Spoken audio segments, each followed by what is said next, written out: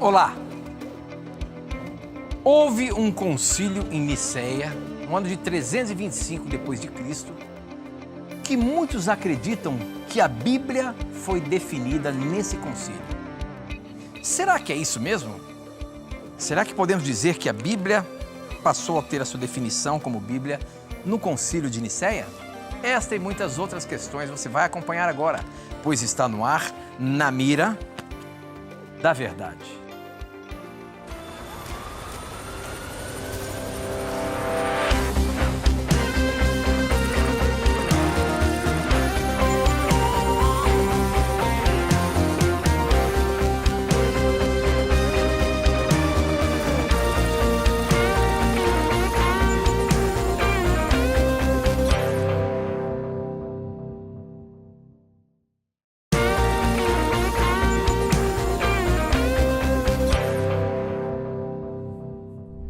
Olá, seja muito bem-vindos. Estamos começando mais um programa Na Mira da Verdade. E pra gente sempre é muito bom poder vir aqui para juntos com a nossa audiência estudar a Palavra de Deus. Onde quer que você esteja, sinta-se abraçado pelo programa e é sempre muito bom ver as suas perguntas e as suas dúvidas para que a gente possa estudar o livro sagrado. Onde quer que você esteja, acompanhe o nosso programa, compartilhe o vídeo. Nós estamos também transmitindo pelo YouTube.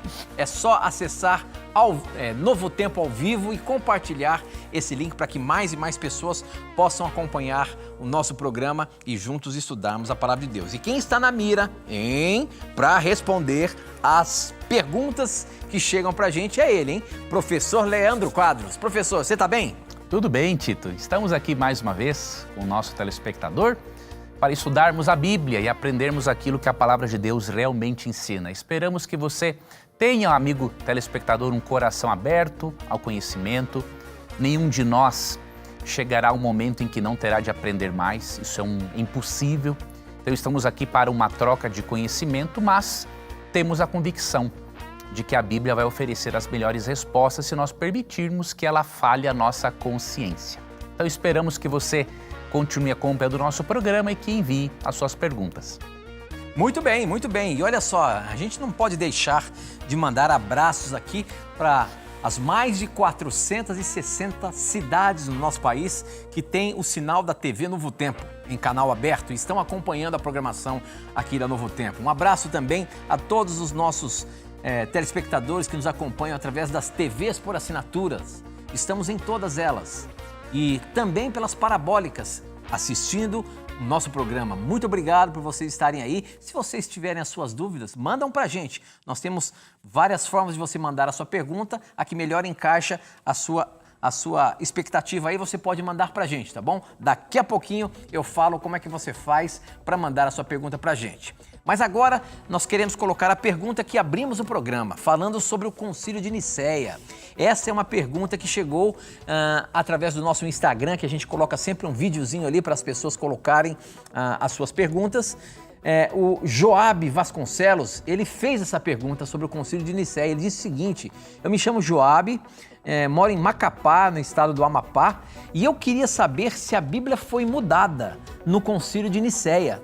E como posso confiar que estamos lendo a verdade completa? Professor Leandro Quadros, eu sei que esse concílio foi um concílio que aconteceu em 325 depois de Cristo. E ali foi um momento em que começaram a organizar a Bíblia. Foi isso que aconteceu mesmo? Que na verdade eu queria que você falasse pra gente aí o que aconteceu nesse concílio, o que foi definido ali. Podemos dizer que a Bíblia foi definida naquele momento? Tito, infelizmente, as pessoas demonstram uma total incompreensão do propósito do Concílio de Niceia. O Concílio de Niceia, ele teve o propósito de debater a questão da divindade de Cristo. Surgiu uma heresia chamada arianismo, defendida pelo bispo Ário, que ensinava que Cristo teve um começo. E óbvio que a igreja cristã não aceitou isso. E aí o Concílio de Niceia foi muito importante para reforçar a crença cristã primitiva de que Cristo não foi gerado no sentido de ser criado pelo Pai. Foi muito importante esse concílio para definir, para demonstrar, para reforçar o que a igreja cristã primitiva já aceitava, que Cristo era plenamente Deus, ao mesmo tempo em que era plenamente humano. Então, este concílio não teve nada a ver com a formação do cânon bíblico, com a lista de livros inspirados. Só para dar um exemplo, no Evangelho de Lucas, que foi escrito entre 60 e 63 depois de Cristo, nós vemos que todo o cânon do Antigo Testamento já existia há muito tempo.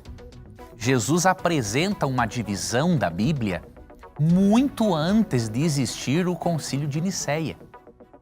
Tá? Então, alegar que o Concílio de Nicéia definiu quais livros fariam parte da Bíblia é um absurdo.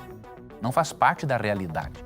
E aqui em Lucas 24, versos 27 e 44, quando Cristo está explicando para os seus discípulos sobre a sua morte e ressurreição, dando a eles um estudo bíblico, nós já percebemos como que era dividida a Bíblia de Cristo naquela época, muito antes do Concílio de Nicéia.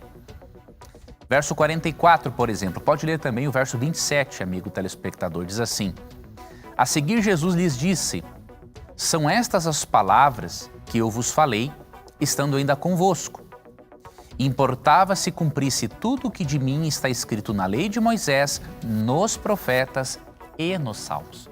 Olha essa divisão. Lei de Moisés é uma referência aos 5 primeiros livros da Bíblia: Gênesis, Êxodo, Levíticos, Números e Deuteronômio. Profetas é uma referência tanto aos profetas maiores quanto aos menores, né? E aos demais livros de sabedoria. E Salmos, que era a espécie de inário ou harpa cristã, né, como alguns preferem, do povo de Israel. Então isso aqui foi muito antes do Concílio de Nicéia. Lucas registrou isso por volta do ano 60. Mais ou menos uns 30 anos antes de Jesus, 30 anos antes mais ou menos de Lucas registrar isso, Jesus já afirmou isso. Então há mais de 2000 anos já está definido o cânon do Antigo Testamento. O do Novo Testamento também foi definido antes do Concílio de Nicéia. Se você ler 1 Pedro 3, 15, 16, por exemplo, os escritos de Paulo já eram considerados por Pedro como parte do cânon bíblico. Então não dá, né, para nós crermos que concílios foram o que definiram a Bíblia. Na verdade, a igreja, longe de definir quais livros fariam parte da Bíblia, a igreja descobriu o cânon que já era aceito pelos cristãos primitivos. Então, essa alegação em torno do Concílio de Nicéia não faz sentido. Muito bem, professor, muito bem. Estamos apenas começando o nosso programa. Para você participar, você pode mandar as suas perguntas para o nosso SMS ou WhatsApp também. O número é 12 981 510101.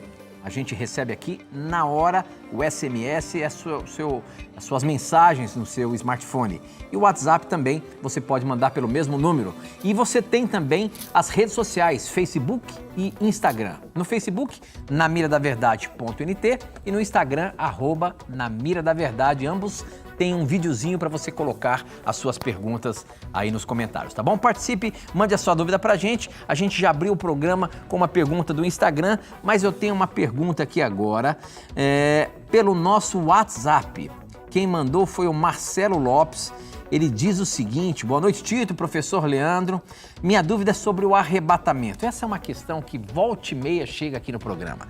Arrebatamento é algo que tem chamado a atenção das pessoas, porque com certeza na internet muitos estão falando sobre isso e quem sabe estão falando de uma forma que não é bem o que a Bíblia está dizendo. Mas ele diz o seguinte: ele vai acontecer antes do anticristo ou durante o reinado dele? Sou Marcelo de Cachoeira do Sul, sou evangélico da Igreja Internacional da Graça de Deus. Abraços e assisto sempre o programa de vocês. Muito obrigado, meu irmão, por você acompanhar o nosso programa. E a dúvida deles é essa, professor, sobre arrebatamento e sobre anticristo, sobre o que vai acontecer no fim dos tempos e o que Apocalipse nos diz sobre isso. Então, especificamente essa questão que ele está colocando aqui pra gente, o arrebatamento, e eu acho que mais uma vez nós temos que falar que o arrebatamento vai acontecer antes do anticristo ou durante o seu reinado? Boa pergunta do nosso irmão Marcelo. Obrigado, meu irmão, pela sua pergunta. Só uma correçãozinha, eu tinha dito antes 1 Pedro 3, 15, 16, é 2 Pedro 3, 15, 16, onde o apóstolo Pedro coloca os escritos de Paulo na mesma categoria dos outros escritos bíblicos inspirados. Então é 2 Pedro 3, 15 e 16. Sobre o arrebatamento secreto, meu irmão, eu tenho uma informação importante para lhe dar. Por mais que muitos irmãos sinceros como você, não é, creem no arrebatamento secreto, a Bíblia não ensina o arrebatamento secreto. Eu sei que há textos que são usados a favor disso, eu não vou agora abordá-los, né, neste período de tempo do programa, mas eu quero mostrar para você que o único texto bíblico que menciona realmente uma palavra relacionada ao arrebatamento, ele mostra o arrebatamento como ocorrendo de forma visível e audível. Então eu vou ler esse texto e vou dar aqui uma breve explicação para você sobre esse tema importante e ao mesmo tempo complexo. Bom, quando lemos 1 Tessalonicenses 4, 16 e 17, vemos que o ser arrebatado não ocorre de uma forma secreta no texto bíblico. Porquanto o Senhor mesmo, dada a sua palavra de ordem, ouvida a voz do arcanjo e ressoada a trombeta de Deus, descerá dos céus e os mortos em Cristo ressuscitarão primeiro. Depois nós, os vivos, os que ficarmos, seremos arrebatados juntamente com eles entre as nuvens para o encontro do Senhor nos ares. E assim estaremos para sempre com o Senhor. Perceba que coisa interessante, meu irmão. Quando fala que nós seremos arrebatados juntamente com eles, ou seja, com os mortos ressuscitados, este ser arrebatado não está em nenhum contexto secreto. Porque diz que o Senhor vai dar a sua palavra de ordem, vai ser ouvida a voz do arcanjo, olha, algo audível, e ressoada a trombeta de Deus. E aí o Senhor descerá dos céus. Então não tem nada de secreto aqui. Tem palavra de ordem, ouvida a voz do arcanjo e som de trombeta. Então, ou seja, é um evento audível. E aí o verso segue dizendo o seguinte: e os mortos em Cristo ressuscitarão primeiro. Ou seja, é um evento também visível, porque a ressurreição dos mortos será visível, perceptível para todos. E juntamente com a ressurreição dos mortos, diz o verso 17, ocorre a transformação dos vivos, para depois ocorrer o arrebatamento. Então, o arrebatamento não é secreto, ele é audível e visível. Além disso, querido irmão, a Bíblia não divide a volta de Cristo em duas fases, ou seja, uma fase secreta e outra gloriosa. O dispensacionalismo, né, é um sistema teológico que crê que a volta de Cristo ocorre em duas fases, né? A igreja é arrebatada secretamente na dispensação ou no período da igreja, ocorre um período de 7 anos. Neste momento, os judeus voltam a dominar Jerusalém, o anticristo os persegue e depois desses 7 anos, de acordo com essa teologia, depois da perseguição aos judeus por parte do anticristo, a igreja desce com Cristo nos céus de forma gloriosa. A Bíblia não faz essa divisão. A Bíblia apresenta a volta de Cristo como um evento único, o arrebatamento como sendo audível e visível. E a volta de Cristo é apresentada na Bíblia como um evento público, não secreto. Isso é muito claro em textos como Apocalipse 1:7, Mateus 24, 30 e 31, Mateus 25, 30 e 31, Mateus 24, 27, entre outros textos. Então, o que eu recomendo para você? Que você continue estudando esse assunto conosco. Você pode, por exemplo, pedir um dos nossos estudos bíblicos para você continuar estudando sobre a volta de Cristo. E aí você vai compreender, por exemplo, que de acordo com Apocalipse 7, 13 e 14, a igreja estará aqui no planeta durante a grande tribulação. Deus vai proteger a igreja, mas aqui, não arrebatando-a secretamente. Ok, muito bem. Mais uma perguntinha aqui do nosso SMS. Quem mandou foi o Jean. A pergunta dele é a seguinte: Deus pode nos dar sonhos nos repreendendo pelos nossos pecados? Sonhos que não acontecem? Ou seja, será que Deus pode, através de sonhos, nos repreender dos nossos pecados, professor? Veja, Deus pode se comunicar, sim, conosco, através de sonhos, mas devemos lembrar que nós não devemos ficar dedicando do nosso tempo para interpretar sonhos. Né? Nós não temos esta habilidade. Nós não somos profetas. Então, esse é um detalhe. Agora, Deus ele pode sim se comunicar conosco por meio de sonhos. Isso não significa que todo sonho religioso seja de ordem sobrenatural. Eclesiastes capítulo 5, verso 3, mostra uma verdade importante, né? Que dos muitos trabalhos vêm os sonhos. Quando eu me envolvo muito com um tipo de conteúdo ou assunto, seja de ordem religiosa ou não, a tendência do cérebro é sonhar com aquilo. Porque o sonho faz parte do processo, né, de descanso da mente, ok? Então, Deus pode te dar um sonho para se comunicar? Pode. Mas, no geral, Deus prefere se comunicar com você por meio do texto bíblico.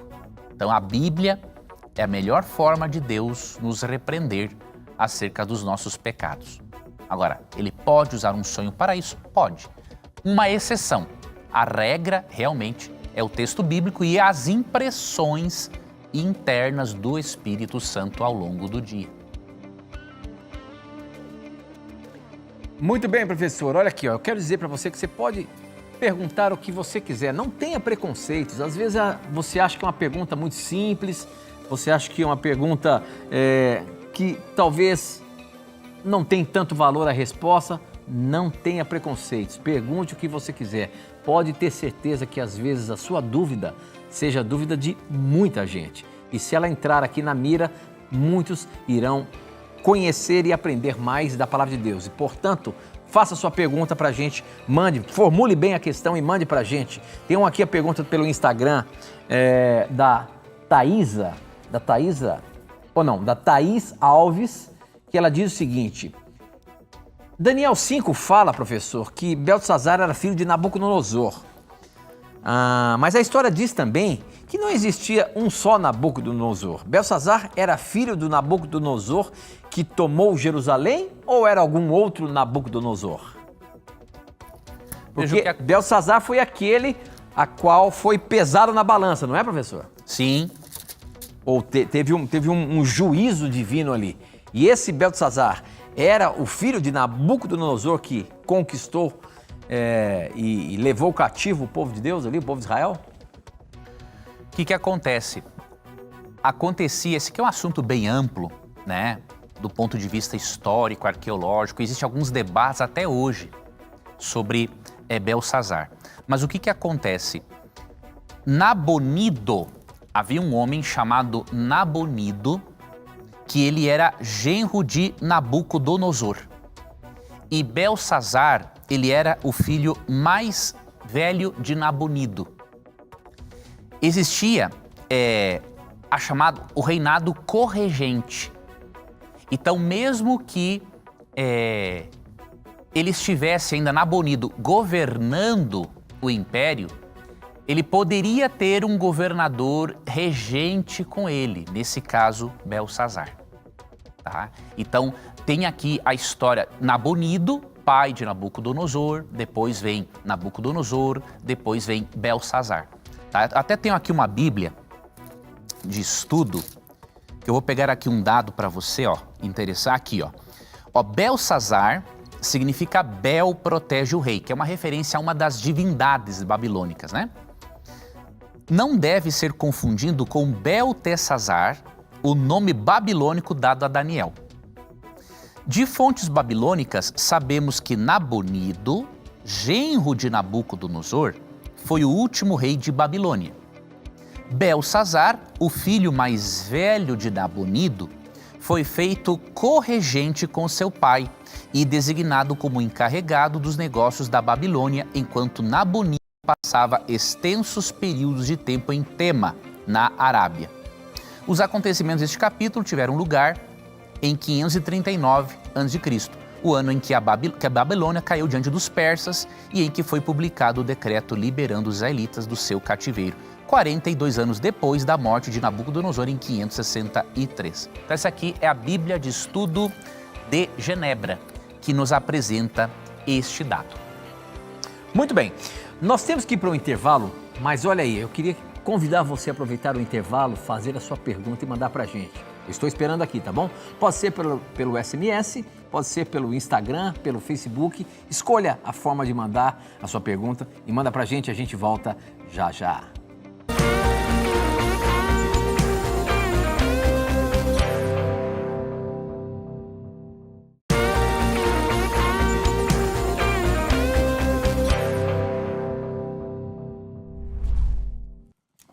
Muito bem, já estamos de volta e olha só, as perguntas não param de chegar. Obrigado a você que está nos acompanhando, mandando as suas perguntas. Como a gente sempre diz aqui no programa, são as suas perguntas que fazem o programa acontecer, são as suas dúvidas que todos nós aprendemos juntos, estudando e vendo as respostas na palavra de Deus. Portanto, faça sua pergunta, não tenha preconceitos, pergunte o que você quiser.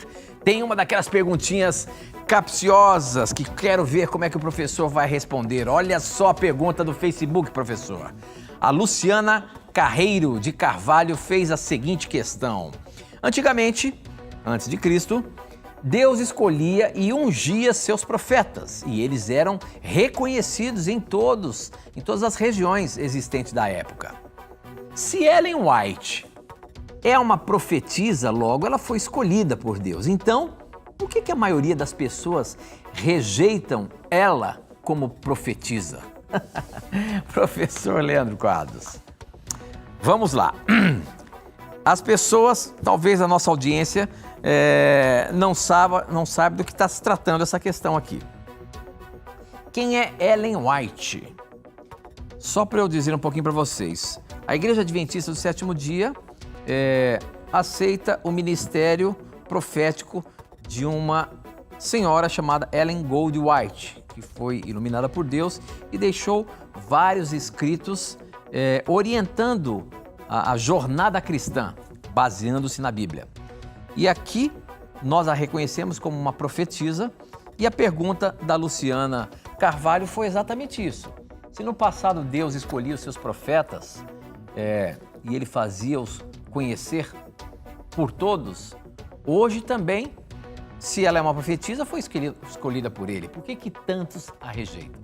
Essa é a questão que está na mira da verdade, professor. Veja, minha irmã, com todo respeito, o seu questionamento não faz sentido. Por quê? Quantos profetas não canônicos foram reconhecidos e aceitos por todos? Então você tem que parar para analisar isso. Os próprios profetas, uma vez Jesus falou em Marcos 6,4 o seguinte, não há profeta sem honra, senão na sua terra, entre os seus parentes e na sua casa. Então a aceitação até mesmo de um profeta canônico não foi geral. Por mais que eles tenham sido reconhecidos e ungidos por Deus, o povo se rebelava contra as mensagens dos profetas, que até matavam os profetas. Se você ler, por exemplo, 2 Crônicas 36, uma das razões para Deus ter permitido que o seu povo fosse levado cativo para a Babilônia foi justamente o fato deles terem rejeitado o dom profético. Olha o que diz aqui, por exemplo, 2 Crônicas 36, 16, Eles, porém, zombavam dos mensageiros, desprezavam as palavras de Deus e mofavam dos seus profetas, até que subiu a ira do Senhor contra o seu povo e não houve remédio algum. Então, se o fato de o povo rejeitar um profeta determina que o profeta é falso, então todos os profetas rejeitados, enviados por Deus, eram falsos. Então, é por isso que o seu argumento não faz sentido. Você tem que analisar de uma outra forma, para você poder entender esse assunto.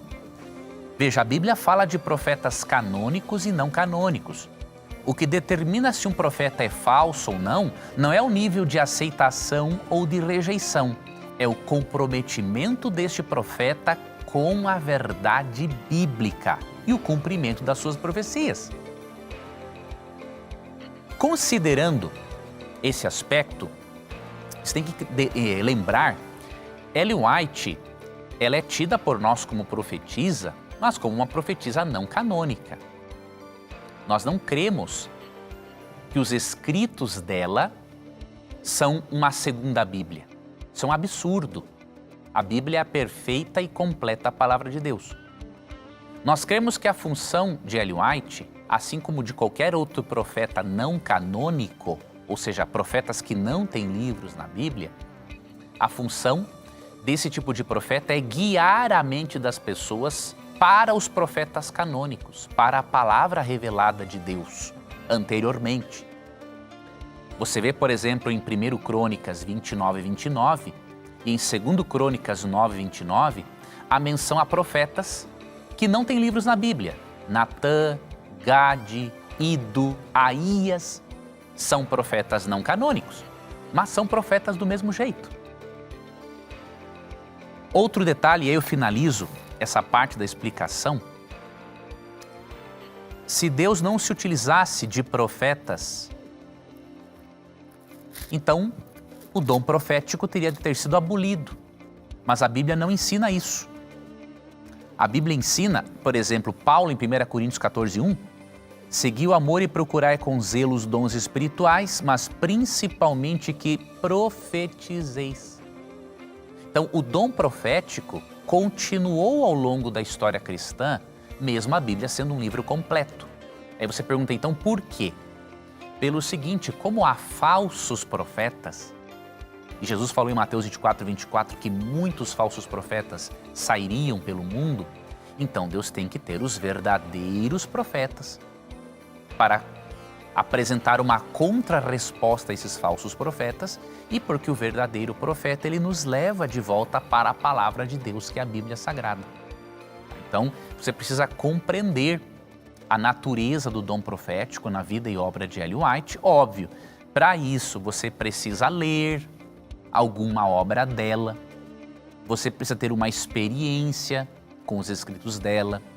Se você se depara com críticas contra Ellen White, tem um livro, ele não está aqui disponível agora, mas nós logo vamos ter esse livro aqui, eu tenho na minha biblioteca em casa, é um livro muito bom, Ellen White e seus críticos, de Francis Nichol, porque tem muitas críticas contra Ellen White, por parte de pessoas até sinceras, mas muito superficiais na abordagem delas, e outros são críticos realmente desonestos, que avaliam a obra e a vida dela de uma perspectiva totalmente distorcida. Aí não tem o que fazer. Quando a pessoa não tem honestidade intelectual, é só o Espírito Santo para atuar nela. Nós não podemos fazer nada por esta pessoa, mas nós podemos ler, nos informarmos. Então o que eu sugiro? Leia pelo menos um livro de Ellen White. Veja se o que ela ensina está ou não de acordo com a Bíblia. Aí sim você pode, com propriedade, negar que ela teve o dom profético. Agora, eu já recebi pessoas nas minhas redes sociais falando mal, de Ellen White e dizendo o seguinte, não creio nessa profetisa herege de vocês.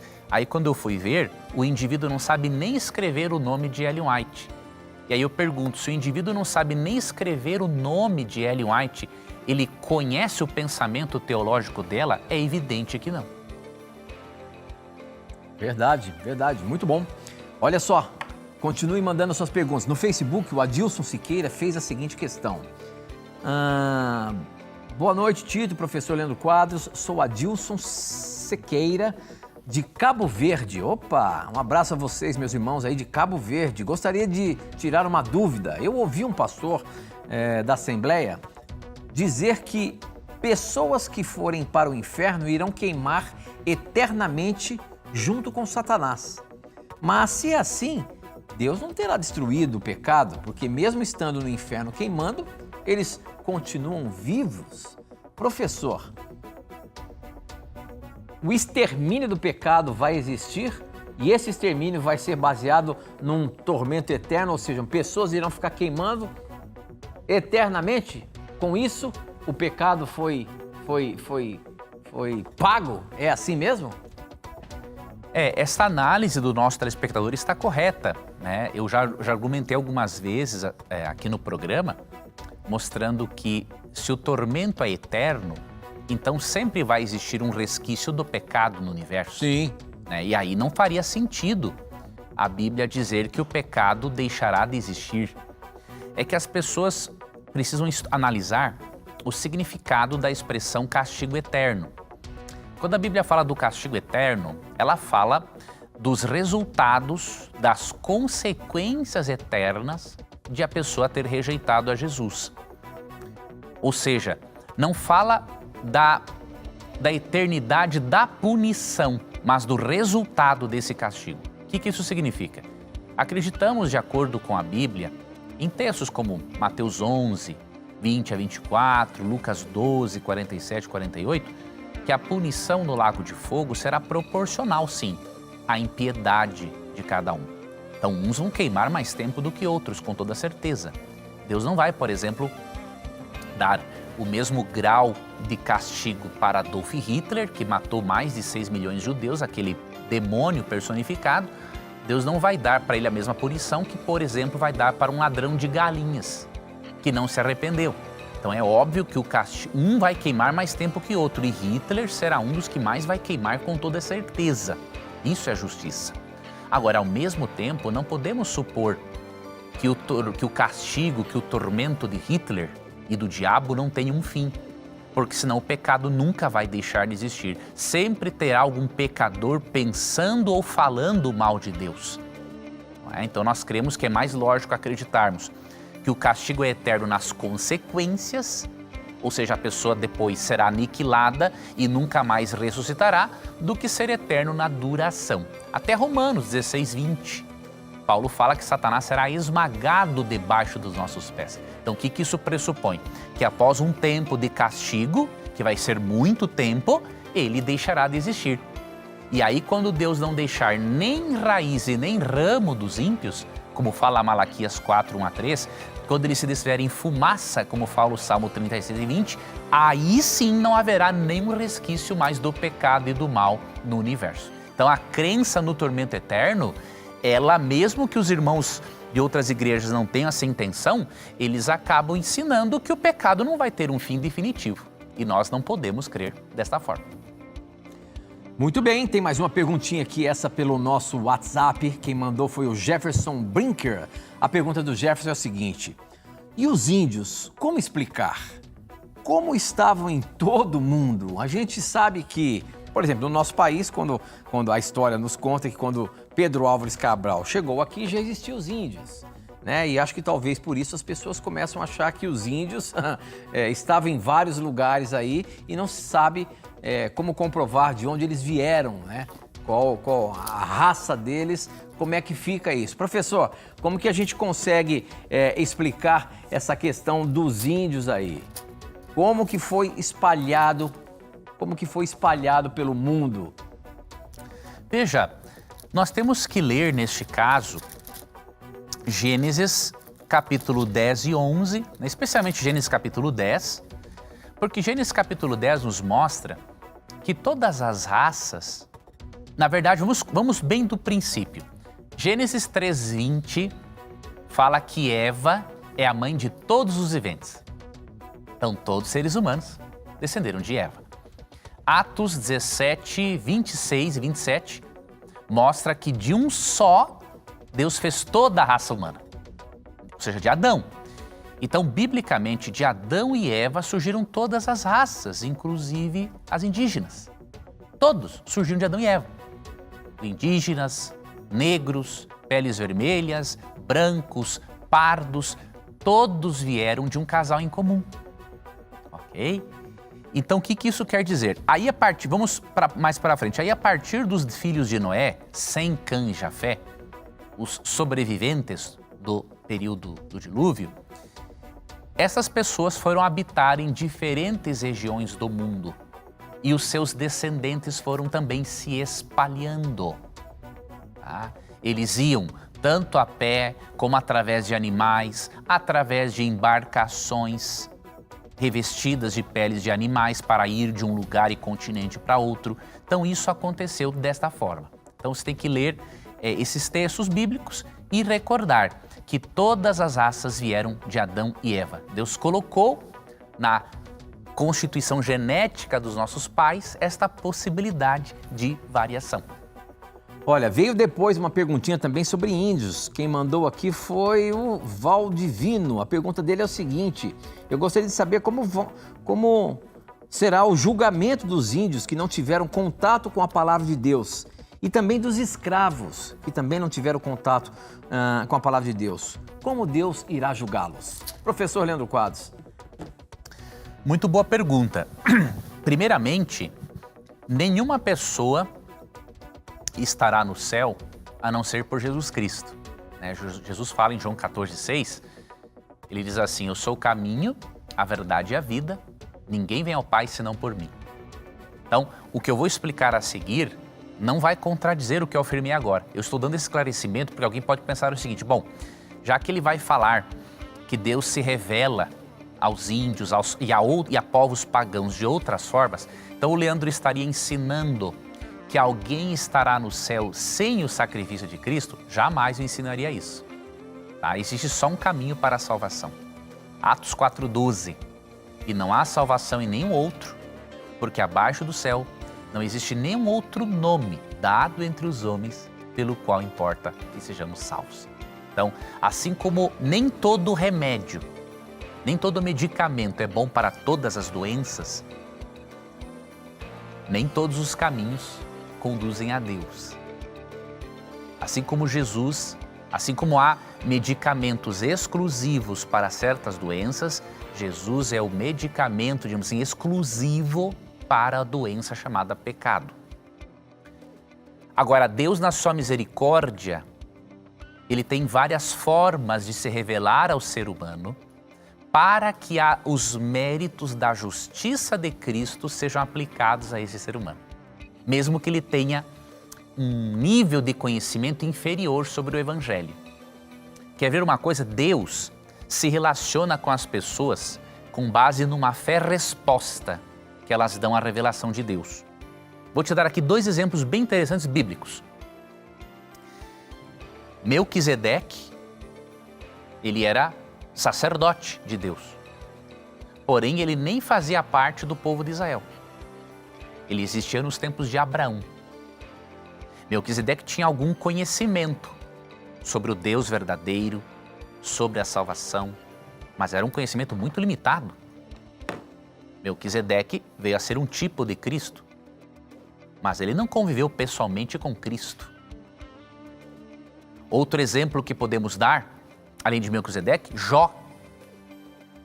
Só que eles tiveram uma relação com Deus com base numa resposta, uma fé-resposta. Eles responderam à revelação de Deus na natureza, Romanos 1:20, e à lei moral, Romanos 2:14 e 15. Então Deus se revela de outras formas para que a graça de Cristo seja aplicada à vida dessas pessoas. Muito bem, professor, muito bem. Nós vamos para o intervalo, mas antes eu quero colocar uma pergunta aqui.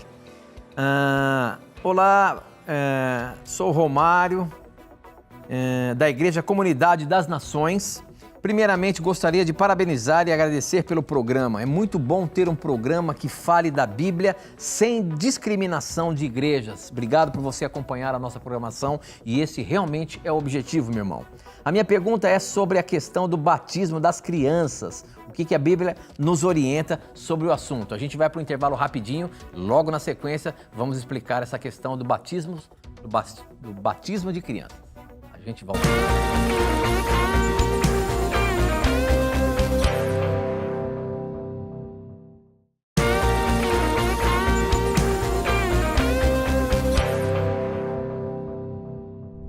Já estamos de volta e a pergunta aí do Romário é a seguinte: como entender a questão do batismo de crianças? A gente sabe que algumas igrejas fazem batismo de bebês, outras fazem batismo de crianças um pouquinho maior. A Bíblia nos orienta alguma coisa sobre o batismo de crianças? Professor Leandro Quadros, o que você pode nos mostrar na Bíblia Sagrada sobre o batismo de crianças?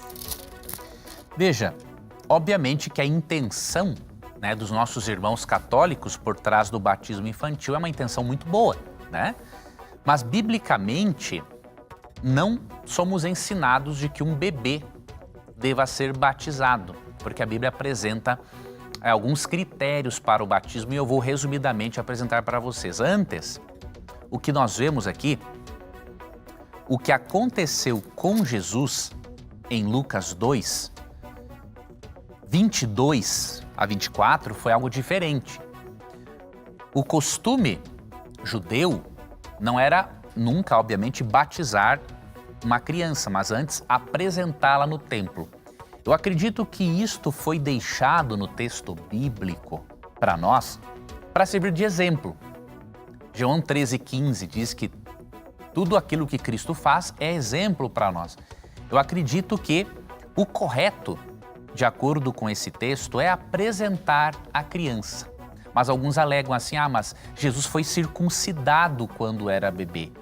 Tudo bem, mas isso não impediu Jesus de, no futuro, ser batizado nas águas, não é? Óbvio que Cristo não precisava, mas ele nos deu exemplo, mostrando o quê? Que apesar de ele ser circuncidado com 8 dias de vida, futuramente ele foi batizado. Então isso é importante analisarmos. Então Jesus foi apresentado no templo, diante do sacerdote, né? E foi batizado depois. Considerando isto e os critérios que a Bíblia apresenta para o batismo, nós cremos que o batismo infantil ele não se constitui numa prática bíblica, mesmo que seja, obviamente, algo bem intencionado. Quais são alguns dos critérios que a Bíblia apresenta para o batismo?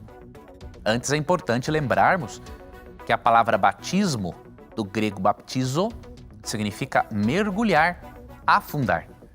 Então, o batismo bíblico não é por aspersão, jogando um pouquinho de água sobre a criança. Ele é por imersão. Não é também por infusão, ou seja, mergulhar parte do corpo na água e depois jogar um pouco de água, não. Baptizo no grego é mergulhar, afundar. Tanto que João 3,23 diz que João Batista batizava em Enom, perto de Salim, porque ali havia muitas águas. Então, se ele batizava em um local onde havia muitas águas, significa que eram necessárias muitas águas para o batismo ser por imersão. Então, esse é um ponto a destacarmos. Quais são os critérios para o batismo de acordo com a Bíblia? Vou apresentar para você alguns. O primeiro é crer em Jesus. Marcos, capítulo 16, versos 15 e 16. Principalmente o verso 16 diz assim: quem crer e for batizado será salvo. Quem, porém, não crer será condenado. Então, o primeiro critério, crer. O batismo é uma demonstração de fé em Jesus Cristo. Outro critério, encontramos, por exemplo, em Atos 2, versos 37 e 38. Ali o apóstolo Pedro disse: arrependei-vos e cada um de vós seja batizado. O que isso quer dizer? Que o arrependimento pelos pecados é um outro pré-requisito para um batismo cristão e consciente. E aí você vê também em Mateus 28, 18 a 20, que quando Cristo fala de fazer discípulos, ele diz que essas pessoas devem ser ensinadas a observarem tudo o que ele disse. Então veja, o batismo envolve também como critério ter a capacidade de ser ensinado acerca das verdades de Jesus Cristo. Um bebê não satisfaz a estes critérios. Um pai e uma mãe não precisam ter medo de o filho se tornar um pagão por ele não ter sido batizado. O que os pais devem de fazer à luz do texto bíblico é conduzir a criança a Deus como Maria o fez. Maria e José circuncidaram Jesus, o apresentaram no templo, o conduziram. Não é? E chegou um momento em que Cristo teve idade suficiente e o momento certo, definido pela Escritura, para ele ser batizado. Então o que os pais têm que fazer é conduzir o filho nos caminhos de Deus, ensinar a eles a amar a Deus, acerca da religião, ensinar os princípios da palavra de Deus. E quando tiver maturidade, aí vai variar de pessoa para pessoa, há crianças com 8 anos que podem ser batizadas, há outras com 12 que ainda não pode. Né? Então, cada caso tem que ser avaliado com a família, com o pastor local, mas aí depois de conduzir a criança a Cristo, essa criança se apaixona por Cristo e aí ela pode tomar uma decisão consciente por Cristo. Okay? Então, biblicamente, o batismo infantil não é ensinado na palavra de Deus. Muito bom. Professor, tem uma pergunta aqui, essa aqui eu não lembro de ter caído aqui no Na Mira da Verdade, muito boa, vem lá de São José, em Santa Catarina, quem mandou foi o Cristiano, e ele diz o seguinte: eu queria saber sobre o assunto de pessoas que benzem, né? Os conhecidos benzedores ou as benzedeiras, que geralmente sempre são senhorzinhos, senhorinhas, né? Conhecidos no bairro como benzedores, curandeiros, que fazem rezas com base em nome do Pai, do Filho e do Espírito Santo. Tem algo que a palavra do Senhor tem a dizer sobre isso? Isso é ruim, não é? Isso é aceitável por Deus ou não? Como é que é? Isso é uma coisa já de muita tradição, né, professor? Muita tradição. Muita tradição existe. Eu me lembro quando eu era criança, sempre tinha uma vizinha lá que quando as crianças estavam meio doentes, ela ia benzer as crianças, né? O que significa de fato isso, professor? Veja, o meu avô, meu amado avô também, praticou muito isso, né? Acreditava muito nisso. O que devemos ter em mente? Qualquer prática que envolva magia ou feitiçaria ou prognósticos, a Bíblia realmente não aprova. Deuteronômio 18, 9 a 14 é muito claro a respeito. Mas há muitas pessoas sinceras que confundem a oração com o benzimento propriamente dito. Há pessoas que fazem oração a Deus, intercedem, né? Intercedem, não é? E Deus, muitas vezes, na sua misericórdia, recompensa a fé dessas pessoas na oração. Agora, quando a pessoa está misturando a oração com alguma prática de feitiçaria, isso realmente não é saudável. Algumas pessoas proferem certas palavras como se tivesse um poder mágico nessas palavras. Então, se fizer esse tipo de reza, vai curar esse problema. Se fizer esse outro tipo de reza, vai curar este outro problema. O problema é essa mistura, sabe? Essa mistura da oração com aquilo que Deus não aprova. Jesus até não é a favor das vãs repetições, como lemos em Mateus 6, verso 7. Agora, obviamente, há muitos senhorzinhos, né, que não invocam espíritos, não invocam seres sobrenaturais, oram apenas a Deus. E Deus vai considerando, sim, a sinceridade dessas pessoas. Mas Deus está instruindo-as para que elas passem a orar como Jesus ensinou. Não se utilizar de rezas ou de palavras com um aparente ou com um suposto poder mágico, mas se utilizarem do poder da oração, que é algo que é fornecido pelo Espírito Santo e não por palavras ditas isoladamente. Agora, se você conhecer alguém que faz isso com amor, com carinho, instrua sobre oração. E se você ver que a pessoa realmente aí faz trabalhos de feitiçaria, aí sim é outra história, aí tem que ir mais a fundo, tem que mostrar Deuteronômio 18, 9 a 14, Levítico 19, 31, Levítico 20, 27, entre outros textos. Muito bem. Eu queria colocar uma pergunta que eu vi aqui no Facebook, tem muita gente participando aqui com a gente pelo Facebook. Obrigado por você estar aí mandando as suas dúvidas para o nosso programa. O Carlos Madureira diz o seguinte: Sou de Hortolândia, adventista, batizado neste último ano, graças a Deus. A minha pergunta, amados irmãos, é a seguinte: as 3 mensagens angélicas de Apocalipse já aconteceram ou ainda falta alguma delas? Eu acho que valeria a pena você falar um pouquinho sobre essas mensagens que estão ali no livro do Apocalipse, as 3 mensagens angélicas. E aí, respondendo ao nosso irmão, todas já aconteceram, estão para acontecer, alguma aconteceu, outras não? Como é que está isso aí?